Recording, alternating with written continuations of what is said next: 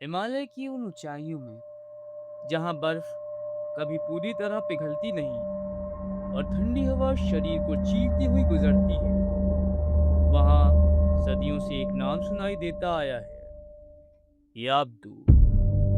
सिक्किम के पुराने पहाड़ी गांव में बुजुर्ग एक ऐसे जीव की कहानी सुनाते हैं, न पूरी तरह मनुष्य न पूरी तरह जीव। कहा जाता है याब्दू का शरीर साधारण मनुष्यों से दुगना बड़ा होता है। उसकी पीठ झुकी हुई होती है और हाथ इतने लंबे कि घुटनों से नीचे तक पहुंचते हैं, और चेहरा चेहरा किसी भूखे जंगली प्राणी जैसा। उसकी आंखें अंधेरे में लाल चमकती हैं, लेकिन सबसे डरावनी बात उसका रूप नहीं। सबसे डरावनी बात यह है कि याब्दू अपने शरीर के पीछे भागता नहीं, वो प्रतीक्षा करता है। सिक्किम के कुछ चरवाहे बताते हैं, जब पहाड़ों में बर्फीला तूफान उठता है और चारों ओर कुछ दिखाई नहीं देता, तब एक अजीब सी ध्वनि सुनाई देती है, जैसे कोई भारी सांसें ले रहा हो। पीछे, बिल्कुल पीछे। लेकिन जब तुम पीछे पलटकर देखते हो, वहां कोई होता नहीं। बहुत पुराने समय की एक घटना सुनाई जाती है। एक व्यापारी अपने दो खच्चरों के साथ पहाड़ी रास्ता पार कर रहा था। शाम ढल चुकी थी और तूफान तेज हो रहा था। अगली सुबह गांव केवल उसके पैर देख पा रहा था, उसके पैरों के निशान जो बर्फ में बने हुए थे। उन निशानों के साथ एक और निशान, बहुत बड़ी, मनुष्यों के पैर जैसी, लेकिन उंगलियां किसी जानवर की तरह मुड़ी हुई। कुछ दूर तक दोनों निशान साथ साथ चले, फिर अचानक व्यापारी के निशान वहीं समाप्त हो गए, जैसे वह हवा में गायब हो गए हैं। गांव के बुजुर्ग कहते हैं, याब्दू पहले शरीर पर नहीं, मन पर आक्रमण करता है। वह तुम्हें अपनी प्रियजनों की आवाज सुनाता है, कभी माँ की पुकार, कभी किसी बच्चे के रोने की ध्वनि। और जब तुम उस आवाज का पीछा करते हो, तब तुम रास्ता भटक जाते हो और फिर कभी लौट नहीं पाते। आज भी सिक्किम के दूर स्थित पहाड़ी इलाकों में जब बर्फ गिरती है, लोग अकेले बाहर जाने से डरते हैं, क्योंकि वहां एक पुरानी चेतावनी कही जाती है।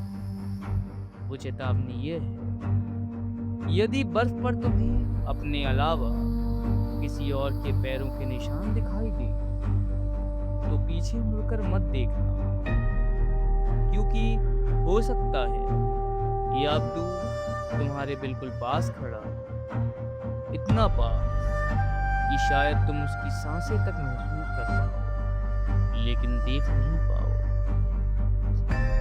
अगर कभी सिक्किम जाना हो तो ये कहानी याद करना। आइए अब इसको एक कहानी के माध्यम से समझते हैं कि यदि याब्दू किसी का शिकार करता है तो परिणाम क्या हो सकते हैं, या जब कोई याब्दू का शिकार बनता है। आइए, करीब 15 साल पहले एक छोटे से गांव में तेंजिन नाम का लड़का रहता था। तेंजिन पहाड़ों के रास्तों को अच्छे से जानता था। वह अक्सर जड़ी बूटियों को लेने के लिए अकेले ही जंगल चला जाता था। एक दिन सर्दियों में उसे गांव के बुजुर्गों ने चेतावनी दी, आज पहाड़ मत जाना, मौसम ठीक नहीं। लेकिन तेंजिन ने बात नहीं मानी। उसने अपने थैला उठाया, बर्फीले रास्ते पर निकल पड़ा। दोपहर तक सब ठीक था। लेकिन जैसे जैसे वह ऊपर चढ़ता गया, मौसम बदलने लगा। हवा तेज हो गई, चारों तरफ धुंध फैलने लगी और थोड़ी ही देर में बर्फ गिरने लगी।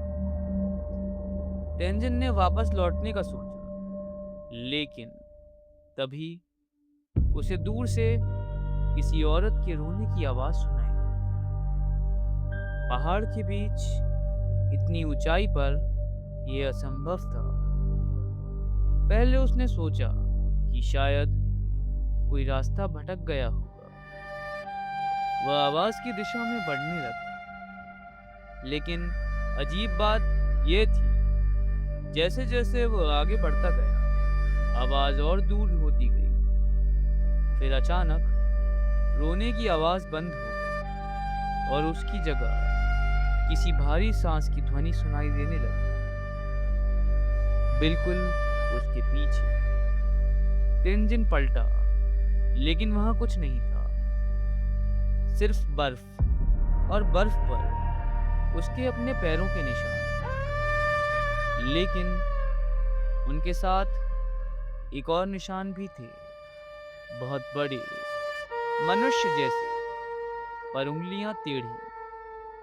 जब तेंजिन घबरा गया, वह तेजी से नीचे उतरने लगा, लेकिन जितना भागता, वह भारी सांसें उतनी पास आती जाती। फिर उसने देखा, एक चट्टान के ऊपर धुंध के बीच दो लाल आंखें चमक रही थी और उनके नीचे एक झुका हुआ विशाल शरीर, लंबे हाथ, मुड़ा हुआ चेहरा और दांत जो किसी जानवर से भी बड़े थे। तेंजिन डर के मारे जम गया। तभी उसे अपनी माँ की आवाज सुनाई दी। तेंजिन, इधर आओ। आवाज उसके बाईं ओर से आई, लेकिन उसकी माँ तो गांव में थी। उसे बुजुर्ग की बात याद आई, अगर पहाड़ में कोई परिचित आवाज सुनाई दे तो उसकी तरफ मत जाना। तेंजिन ने आंखें बंद की और बिना पीछे देखे भागता रहा। कई घंटे बाद वो किसी तरह गांव पहुंचा। उसकी हालत खराब थी, शरीर ठंडा था और बाल पूरी तरह सफेद हो चुके थे। जब गांव वालों ने उसकी पूरी बात सुनी तो एक बूढ़ा लामा बोला, तुमने याबदू को देख लिया। वो शरीर नहीं, मन का शिकार करता है। जो उसकी आवाज के पीछे चला जाए, वो कभी वापस नहीं आता। अगले दिन गांव वाले उस जगह पहुंचे। उन्हें तेंजिन के पैरों के निशान मिले और उनके चारों ओर दर्जनों बड़े बड़े पैरों के निशान, जैसे तेंजिन पूरी रात अकेला नहीं था। आज भी सिक्किम के उस रास्ते पर बर्फ गिरती है तो लोग कहते हैं, धुंध के बीच कभी कभी दो लाल आंखें दिखाई देती हैं। और अगर तुम्हें अपने पीछे भारी सांसों की आवाज सुनाई दे तो भूलकर पीछे मत देखना।